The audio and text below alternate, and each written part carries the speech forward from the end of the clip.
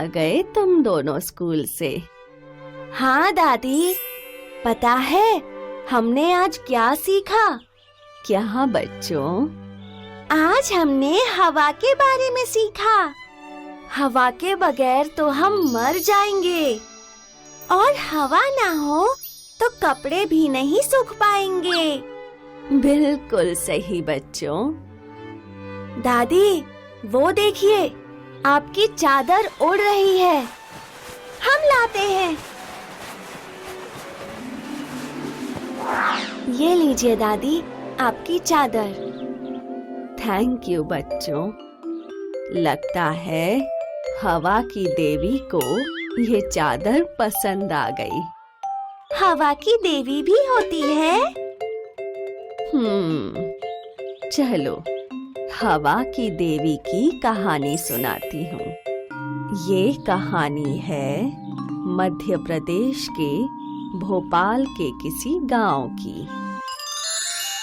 वहां 2 औरतें रहा करती थीं, लीला और जया।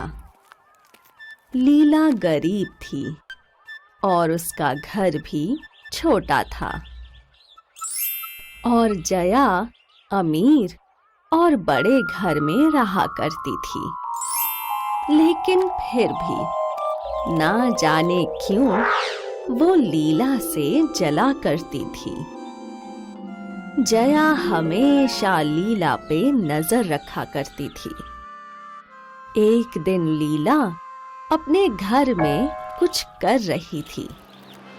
तभी उसने देखा कि बाहर बहुत तेज हवा चल रही है। उसे याद आया कि उसने बाहर कपड़े सुखाने डाले थे। लीला घर के बाहर आई और सूखे हुए कपड़े उतारने लगी। तभी उसकी एक चादर हवा के साथ उड़ने लगी। अरे नहीं, मेरे पास सिर्फ एक ही चादर है, मुझे इसे वापस लाना ही होगा। लीला चादर के पीछे दौड़ने लगी। जया लीला को चिंतित देख बहुत खुश थी। लीला चादर के पीछे दौड़ती रही। अब वो गांव पार कर चुकी थी। वो फिर भी चादर के पीछे दौड़ती रही, लेकिन अचानक उसका पैर एक पत्थर से जा टकराया और वो गिर गई।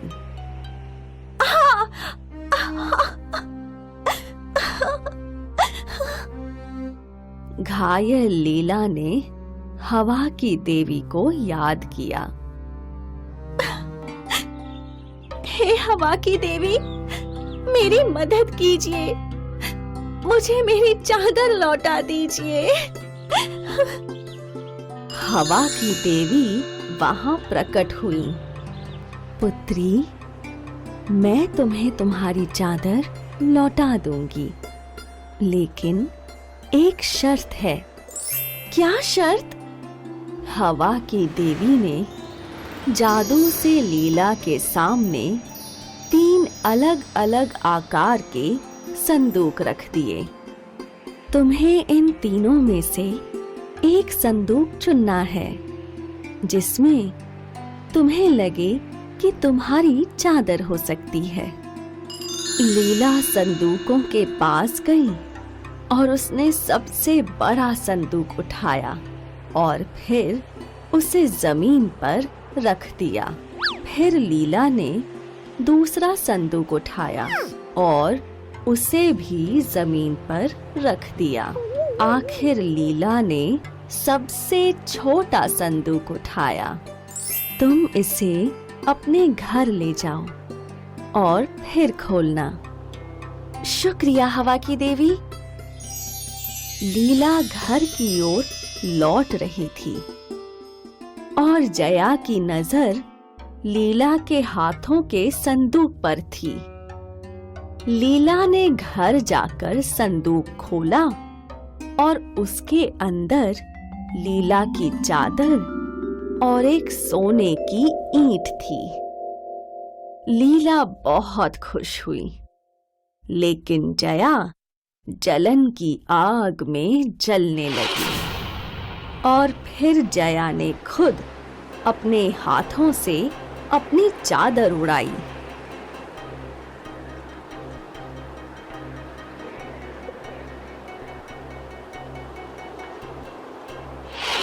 हवा की देवी, मुझे मेरी चादर लौटा दो। पुत्री, तुम्हें इन तीनों संदूकों में से एक संदूक चुनना होगा जिसमें तुम्हें लगे कि तुम्हारी चादर हो सकती है। जया ने सबसे बड़ा संदूक उठाया और घर की ओर चलने लगी।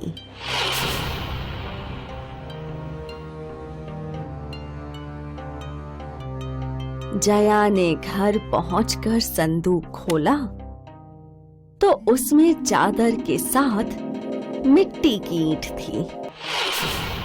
तो बच्चों, इस कहानी से हमें क्या सीख मिलती है? यही कि हमें किसी से ईर्ष्या नहीं करनी चाहिए और लालच भी नहीं करना चाहिए। बहुत खूब बच्चों, तुम दोनों तो बहुत सयाने हो गए हो।